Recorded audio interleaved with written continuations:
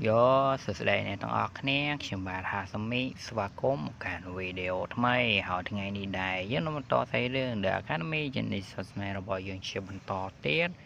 ហើយវាបាត់រៀងយូរទៀតថាតា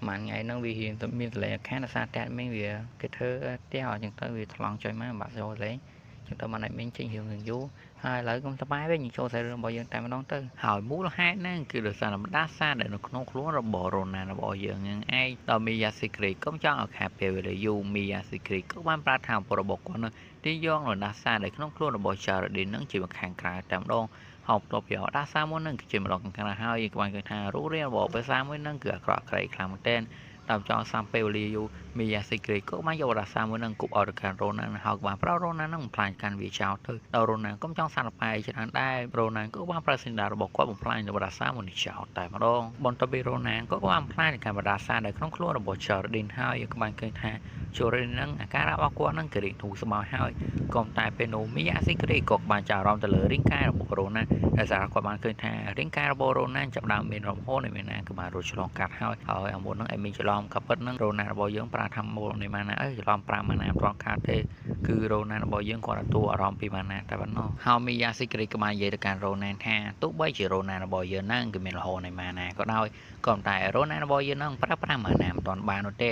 តើតារ៉ូណារបស់យើងហ្នឹងចំណាយពេលរហូតដល់20ឆ្នាំហើយណោះទើបប្រើប្រាស់ម៉ាណាមួយបានក៏តែពេលនោះ Chorradin ក៏បាននិយាយទៅកាន់រ៉ូណាថាគាត់នឹងប្រើវិធីរបស់គាត់ដែលវានឹងកាត់បន្ថយចំនួនថ្ងៃរបស់រ៉ូណាដែលវាសល់ទាំង5ឆ្នាំតែប៉ុណ្ណោះរ៉ូណារបស់យើងហ្នឹងអាចប្រើប្រាស់ម៉ាណាបានហើយវិធីសាស្ត្ររបស់ Chorradin ហ្នឹងវាការបញ្ចូលនៅម៉ាណារបស់គាត់ហ្នឹងចូលក្នុងខ្លួនរបស់រ៉ូណាហើយការបញ្ចូលនៅចំហាយម៉ាណាពីប្រភេទខុសគ្នាបែបនេះចូលក្នុងខ្លួនរបស់រ៉ូណានឹងបានធ្វើរ៉ូណារបស់យើងហ្នឹងគឺឈឺចាប់ផងដែរក៏តែបន្ទាប់ពីនោះបន្ទាប់ពីចំណាយពេលក្នុងការបញ្ចូលម៉ាណាអត់រយៈពេលយូរនោះយើងបានឃើញថ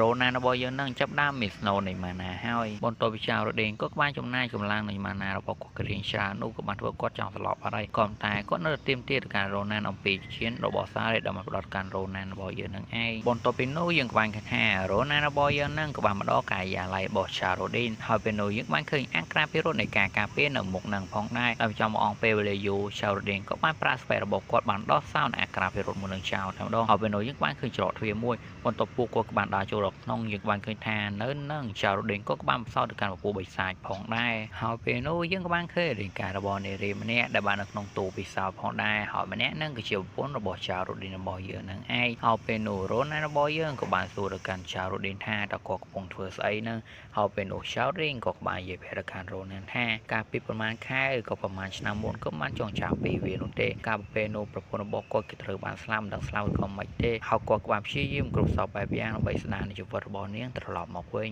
ញនៅពេលដែលចារ៉ាឌីនកំពុងនិយាយប្រាប់ការរ៉ូណានោះពេលនោះរ៉ូណារបស់យើងក៏បានបើកស្ភើផ្ទះជាមួយរបស់មួយឃើញចឹងរ៉ូណារបស់យើងនឹងក៏បានយករបស់មួយនឹងយកទុកផងដែរចូលមកដល់ថ្ងៃថ្មីបន្ទាប់ពីរឿងមួយចំនួនក៏ត្រូវបានដោះស្រាយរ៉ូណារបស់យើងនឹងក៏ចោទធ្វើដំណើរទៅកាន់ក្លារបស់គាត់ក៏តែមុនពេលដែលរ៉ូណាគាត់ធ្វើដំណើរទៅនោះរ៉ូណាក៏បានយករបស់មួយដែលគាត់បានយកចារ៉ាឌីននឹងយកមកមើលផងដែរហើយរ៉ូណាក៏ព្យាយាមដឹងណាស់ថាអ្នកគឺជាមេខ្លោងនៅខាងក្រៅខ្នងរបស់ចារ៉ាឌីនដែលគាត់ធ្វើដំណើរទាំងអស់នេះហើយនៅពេលដែលរ៉ូណាក៏បានបើកនៅរបស់មួយនោះបានឃើញនៅជាមួយតំណហើយពេលនោះអាជាមួយតំណហ្នឹងវាក៏បានដែរឡើងលើហើយច្រើនតំណឃើញបានតំណទេក៏តែពេលដែរចាំជុំយ៉ាហើយពេលនោះយើងបានឃើញថាអាចារ្យរបស់យើងហ្នឹងនេះបាននៅនឹងផងដែរហើយពេលនេះយើងបានស្គាល់ឈ្មោះអាចារ្យរបស់យើងហើយដែលអាចារ្យរបស់យើងហ្នឹងក៏មានឈ្មោះថាអូហ្វេលីហើយអើយដល់កអ្នកគ្នាអើយតែមាននៅមានសលេងខាងខ្លាំងមែនតែនគឺពិបាកសម្រាយមកលើសលេងខាងរហូតបាក់មកនៅក្នុងក្លឹបរបស់ពួកគាត់អាចារ្យពេលលារបស់យើងហ្នឹងនាងក៏បានសួរទៅកាន់រ៉ូណានថាតើគាត់ចង់ធ្វើអ្វីជាមួយនឹងប្លោលេដឺហើយដល់ពេលរ៉ូណានរបស់យើងហ្នឹងឮថាប្លោលេដឺចឹងក៏បានធ្វើគាត់ឆ្ងល់តែម្ដងហើយពេលនោះអាចារ្យពេលលារបស់យើងនាងក៏បានយកប្រាប់ទៅកាន់រ៉ូណានទៅថាប្លោលេដឺវាជាឯកសារដែលបានធ្វើឡើងដោយបេសាជួឈាមដល់ពួកគេបានផ្ទុកនៅឈាមរបស់ពួកគេហើយបញ្ចូលឯកសារទាំងអស់នៅក្នុងនោះបន្ទាប់ពីអាចារ្យពេលលានាងបាននិយាយប្រាប់ទៅកាន់រ៉ូណានរួចហើយអាចារ្យពេលលានាងក៏បានប្រើការគ្រប់គ្រងឈាមរបស់នាងហើយក៏បានបើកឯកសារនៅក្នុងឈាមមួយនេះដែលនៅក្នុងនោះក៏បានសរសេរថាហើយចារ៉ាឌីនរបស់យើងនឹងធ្វើដំណើរមកកាន់ location ដែលបានកំណត់ទុកខាត់ជុំដល់ពេលយប់យើងក៏បានឃើញថាចារ៉ាឌីនក៏បានធ្វើដំណើរមកជួបវត្តឯងទាំងអស់ហ្នឹងហើយ ហើយដល់ពេលនោះអប៉ែម្នាក់នឹងក៏បានចោលរំទៅលើចៅឌីនដោយសារចៅឌីនរបស់យើងនឹងគឺមានដាវហើយចៅឌីនរបស់យើងចេះប្រើវិធីមុនទេកុំតែមានដាវហើយបិទដាវនឹងទៅយើងដឹងហើយថាជារបស់ណាគេហើយចៅឌីននឹងយើងក៏បានដឹងផងដែរថាគាត់ក៏ជារ៉ូណាល់បន្លំខ្លួនតែប៉ុណ្ណោះហើយពេលនោះរ៉ូណាល់របស់យើងនឹងក៏បាននិយាយទៅកាន់អបកាយោនឹងថាតែមើលអីតែចង់ងាប់មែនទេឬចង់ក៏បានធ្វើប៉ែនឹងគេទាំងចង់ភ័យផងដែរគាត់មើលដាវសោះកាយតកក៏តែពេលនោះរ៉ូណាល់របស់យើងគឺមិនជាច្រើនទេក៏បានស្លាប់ទៅកាន់ពួកអាដៃទាំងអស់នឹងចោលតែម្ដងកប់ត្រីរំលឹកមកក្រោយតិចពេលនោះអាចារ្យពេលលានឹងក៏បានផ្ដល់នៅឆ្នាំមួយឲ្យកាន់រ៉ូណាល់តែឲ្យរ៉ូណាល់របស់យើងនឹងក៏ផ្លាស់ប្ដូរទៅមុខរបស់ចៅរ៉ាឌីនបានចូលដល់ខាងក្នុងចៅរ៉ូណាល់ក៏បានធំខ្លាំងនៅចំហាយឈាមដ៏ខ្លាំងមួយដែលបានចេញពីទ្វារមួយនេះបន្ទាប់ពីចៅរ៉ូណាល់ក៏បានចូលដល់ខាងក្នុងក៏បានឃើញថាគឺមានភាសាជួចឈាមវិសានឹងក៏បាននៅក្នុងនឹងហើយកំពុងតែបើឈាមមនុស្សនឹងគឺចំណោគឺអាក្រក់កៃគឺអាណាថបដៃខ្លាំងមែនតើនៅពេលរ៉ូណាល់ក៏បានឃើញចឹងក៏បានពួកគាត់បិទតស្លុតខ្លាំងមែនតើហើយពេលនោះយើងបានឃើញថាអប៉ែសៅលឿងដែលជាមេគេនឹងក៏ចេញមកដូចជាបែកថ្នាំខ្លាំងមែនតើហើយពេលនោះអប៉ែសៅលឿងនឹងក៏បានប្រើគ្នារបស់វានឹងរំពាត់ទៅកាន់រ៉ូណាល់តែម្ដងហើយពេលនោះរ៉ូណាល់របស់យើងក៏មិនចង់ថ្វាយទេក៏បង្ហាញនៅមុខពិតរបស់គាត់ឲ្យពួកនឹងឃើញតែម្ដងឃើញចឹងអប៉ែសៅលឿងនឹងក៏បានសួរកាន់រ៉ូណាល់ថាតើឯងជាអាណាគេក៏តែរ៉ូណាល់របស់យើងនឹងគឺមិនបាននិយាយទៅប៉ែអីជាមួយអបកាយោនឹងច្រើនទេរ៉ូណាល់ក៏បានប្រាស្និដារបស់គាត់ក៏បានស្លាប់ការបិសាជួយឈាមពី3ក្បាលលេងអីចឹងទៅហើយរ៉ូណាល់ក៏បានបន្តទៅវាបហាកាន់អូនសក់លឿងដែលបានកាត់ដៃកាត់ជើងរបស់វាចោលតែម្ដងហើយពេលនោះរ៉ូណាល់របស់យើងនឹងក៏បានយកដាវរបស់គាត់នឹងចាក់ជើងកាន់អូននឹងដើម្បីសួរចម្លើយកាន់វាក៏តែអូននឹងក៏បាននិយាយប្រាប់កាន់រ៉ូណាល់ទេក៏តែវាបានជាស្រែកទៅកាន់មនុស្សនៅខាងក្រៅរបស់រ៉ូណាល់វិញដើម្បីបានស្រែកថាបើជាឯងនៅទីនេះតើហេតុអ្វីបើជាឯងមិនជួយទៅកាន់អ្នកទាំងអស់គ្នាបែបនេះនៅពេលរ៉ូណាល់ក៏បានលឺអូនសក់លឿងក៏បាននិយាយបែបហ្នឹងរ៉ូណាល់ក៏បានបញ្ញាប់ដកថយយ៉ាងលឿនតែម្ដងហើយពេលនោះអប៉ែម្នាក់ហ្នឹងក៏បាននិយាយទៅកាន់អូនសក់លឿងថាភារកិច្ចគឺត្រូវបានបរាជ័យដូច្នេះជីវិតរបស់ឯងក៏មិនបាច់ចាំរស់ដែរហើយពេលនោះអប៉ែម្នាក់ហ្នឹងក៏បានប្រើធម្មពលនៃការគ្រប់គ្រងឈាមហ្នឹងក៏បានដកឈាមជាវិខ្លួនរបស់អបកាយោហ្នឹងហើយក៏បានធ្វើអបកាយោហ្នឹងក៏វាខ្ចាស់តែម្ដងបន្ទាប់ពីអប៉ែម្នាក់ហ្នឹងក៏បានខ្ចាស់កាន់អូនសក់លឿងហើយពេលនោះរ៉ូណាល់របស់យើងហ្នឹងក៏បានស្រែហាទៅកាន់អប៉ែម្នាក់ហ្នឹងតែម្ដងដល់ចង់ចាំពេលវេលាយូររ៉ូណាល់របស់យើងហ្នឹងក៏បានស្ទួងយើងហើយក៏បានវាបហាកាន់អប៉ែហ្នឹងក៏បានធ្វើប៉ែហ្នឹងក៏បានរបួសដៃផ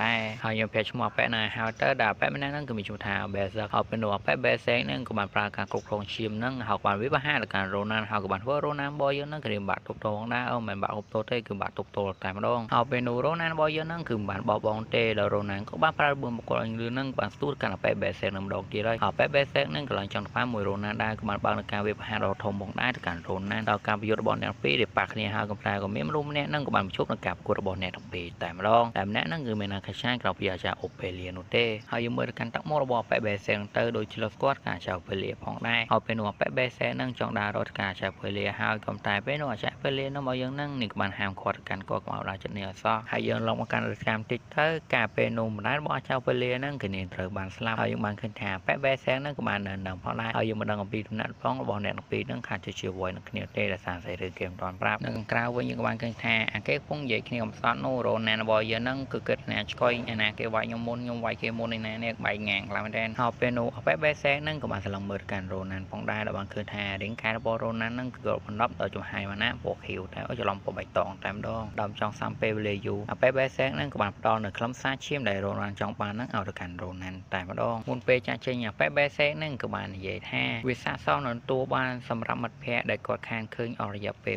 80ឆ្នាំបន្ទាប់បាននិយាយចោលអប៉ែបេសេហ្នឹងក៏បានប្រើតាមពលនៃការគ្រប់គ្រងឈាមហ្នឹងហើយក៏បានវាបហាដល់កាន់ជាងមួយបន្ទាប់បានផ្លាយហើយអប៉ែម្នាក់ហ្នឹងក៏បានចាក់ចេញតែម្ដងហើយពេលនោះរ៉ូណាល់របស់យើងហ្នឹងក៏បានស្លឹងមើលទៅកាន់ជាងដែលបេសេហ្នឹងគឺបានផ្លាយហើយពេលនោះរ៉ូណាល់របស់យើងក៏បានឃើញផ្កាយបៃតងផងដែរនៅពេលយប់នៅក្នុងពំទី41យើងបានឃើញថារ៉ូណាល់ក៏បានយកខ្លឹមសារឈាមហ្នឹងឲ្យទៅកាន់ចៅរ៉ាឌីននៅពេលចៅរ៉ាឌីនក៏បានឃើញនៅខ្លឹមសារឈាមចៅរ៉ាឌីនក៏ដឹងគុណចំពោះរ៉ូណាល់ខ្លាំងតែនហើយពេលនោះចៅរ៉ាឌីនក៏បានអរគុណទៅកាន់រ៉ូណាល់ហ្នឹងទាំងទឹកភ្នែកតែម្ដងនៅក្រៅវិញយើងក៏បានឃើញថាបេសេហ្នឹងក៏បានមើលកាន់អ្នកទាំងពីរផងដែរហើយពេលនោះយើងក៏បានឃើញថាអាចារ្យពេលលារបស់យើងក៏បាននៅនឹងផងដែរហើយពេលនោះអប៉ែបេសេហ្នឹងក៏បាននិយាយថាអាចារ្យពេលលារបស់យើងថាគាត់គឺនឹងការបញ្ហាបន្ថែមទៀតនោះទេឬចឹងអាចារ្យរបស់យើងនេះក៏បាននិយាយថានេះក៏ដឹងហើយក៏តែនឹងមកទីនេះដោយសារលោកនាងចង់អរគុណសម្រាប់ចំនួនរបស់គាត់ដែលបានជួយដល់កាន់រ៉ូណាល់តែម្ដងហើយដល់ពេលគាត់លឺចឹងក៏បានគាត់រៀបផ្ញើផ្អាផងដែរហើយពេលនោះបេសេក៏បានគឺក្នុងចិត្តរបស់គាត់ថា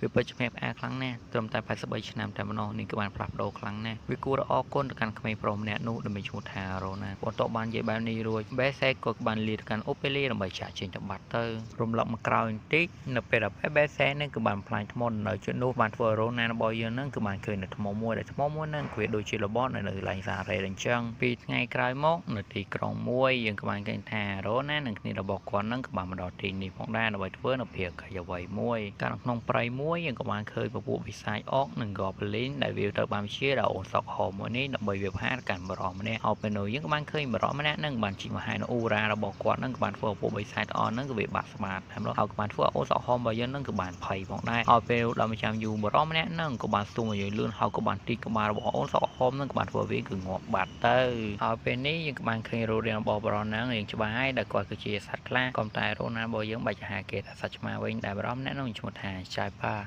អ្នកគ្នាមិនចាយឪណាក៏ត្រីចូលមកដល់ថ្ងៃថ្មីយើងក៏បានឃើញថារ៉ូណានិងអាសែនឹងក៏បានមកដល់ទីកន្លែងមួយដែលកន្លែងមួយនឹងយើងក៏បានឃើញនៅសត្វឆ្កែពីរក្បាលនឹងកំពុងការពារផងដែរហើយពេលនោះយើងក៏បានឃើញអាឆ្កែម្នាក់នឹងវាបាននិយាយទៅកម្ពុជាជួបទាំងអស់គ្នាថាសូមអ្នកនរគ្នាស្ងាត់តិចមកវើយដល់នៅពេលនេះពួកយើងកំពុងតែរងចាំនៅកាន់ Commander របស់យើងដែលជាចាយប៉ាពេលរ៉ូណានក៏បានលើជើងរ៉ូណានក៏បានជិះសែដើម្បីចាក់ចេញនៅកន្លែងមួយបាត់ទៅកម្មការកន្លែងមួយយើងក៏បានឃើញអាចារ្យម្នាក់ស្ថិតក្នុងអង្គភាពនៃបុលានឹងកំពុងតែជិះនេះដើម្បីធ្វើនៅភាពកាយអ្វីមួយហើយយើងក៏បានឃើញថារ៉ូណានិងអាសែកំពុងនៅនឹងផងដែរហើយពេលនោះរ៉ូណារបស់យើងនឹងក៏បានប្រោអាសែក៏បើកការវិភាគកាន់នាគមួយនឹងចោលតែម្ដងទៅហើយអសរនេះមិនក៏បានទៀតនឹងរ៉ូណារបស់យើងនឹងក៏បានប្រាសិនដារបស់គាត់នឹងក៏បានស្លាប់នៅនាគអនោះចោលតែម្ដងបន្ទាប់បានស្លាប់កាន់នាគអនោះហើយរ៉ូណារបស់យើងនឹងក៏បានចូលនៅលើនាគដែលអាចារ្យរបស់យើងនឹងកំពុងតែអង្គុយតែម្ដងគឺអញ្ចឹងអាចារ្យរបស់យើងនឹងចង់បើកការវិភាគកាន់រ៉ូណាហើយក៏តែវាហាមមិនទាន់ដល់រ៉ូណាផងពេលនោះរ៉ូណារបស់យើងនឹងក៏បានប្រាដារបស់គាត់នឹងបានកាត់ដាអាចារ្យនឹងចោលតែម្ដងហើយក៏បានធ្វើអាចារ្យរបស់យើងនឹងគឺស្រក់ទឹកភ្នែកលហេមលហាមតែម្ដង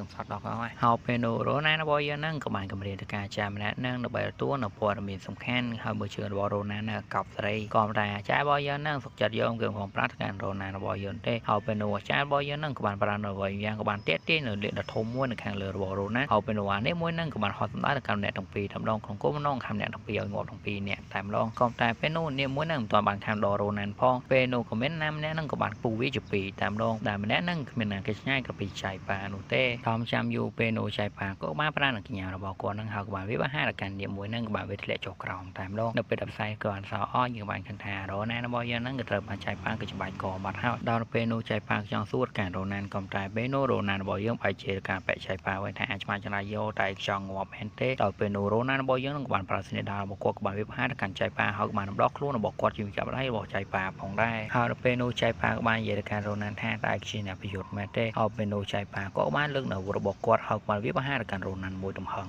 តែម្ដងបន្ទាប់ពីផ្សាយក៏បានរសាយអស់ហើយក៏បានឃើញថារ៉ូណារបស់យើងនឹងក៏អាចទប់ទល់អំពីការវាបហារមួយនេះបាននៅពេលដែលចៃប៉ាក៏បានឃើញទម្រង់នៃការការពាររបស់រ៉ូណាបែបនេះចៃប៉ាក៏បានដឹងតែម្ដងថារ៉ូណារបស់យើងនឹងគឺស្ថិតក្រោមគប់របស់ណាបេរ៉ូនឹងឯងហើយរ៉ូណាឃើញអញ្ចឹងក៏បាននិយាយប្រាប់តែម្ដងទៅថាគាត់ជារ៉ូណានៅរាពីរលហើយពេលនោះរ៉ូណារបស់យើងនឹងក៏បានប្រើរបៀបរបស់គាត់ហើយក៏បានស្ទុះទៅវាបហារទៅកាន់ចៃប៉ាតែម្ដងក៏តែស្ទុំតនដល់ផងពេលនោះយើងក៏បានឃើញឆ្កែពីក្បីក្បាលហ្នឹងវាក៏បានចាប់ករ៉ូណាជាប់បាត់ហើយពេលនោះឆ្កែមួយហ្នឹងវាក៏បានគូរ៉ូណាហ្នឹងក៏បានធ្វើគាត់ខ្ទាតមួយចម្ងាយផងដែរនៅពេលនោះអាដងមួយហ្នឹងក៏ចង់វាបហារទៅកាន់រ៉ូណាបន្ថែមទៀតក៏តែពេលនោះរ៉ូណារបស់យើងក៏បានស្ទុះខាងក្រោយវាបហារទៅកាន់មួយហ្នឹងហើយក៏តែពេលនោះពួកគាត់ក៏បានជួបកម្មភាពរបស់គាត់ទាំងពីរវិញក៏ប្រពេលនេះក៏ដើរភ្ជុំចិត្តករបស់ពួកគាត់ទាំងពីរហើយពេលនោះចៃប៉ាក៏បាននិយាយប្រាប់កាន់អ្នកក្រោមគាត់ផងដែរថារ៉ូណារបស់យើងហ្នឹងអ្នកសិលក្រោមគាត់របស់ណាមីរ៉ូជាកម្មការកន្លែងមួយយើងឃើញបងស្រីបូរ៉ូណាគឺនៅទីនេះហើយពេលនោះយើងក៏បានឃើញអូនសុបស្វាយហ្នឹងក៏បាននៅនឹងផងដែរអូនសុបស្វាយរបស់យើងហ្នឹងគឺមិនមកតែម្នាក់ឯងទេមកនៅកងរំមកវងតែម្ដងដល់អូនសុបស្វាយរបស់យើងក៏មកទីនេះដោយសារវាចង់សារភាពការចាយរបស់យើងនឹង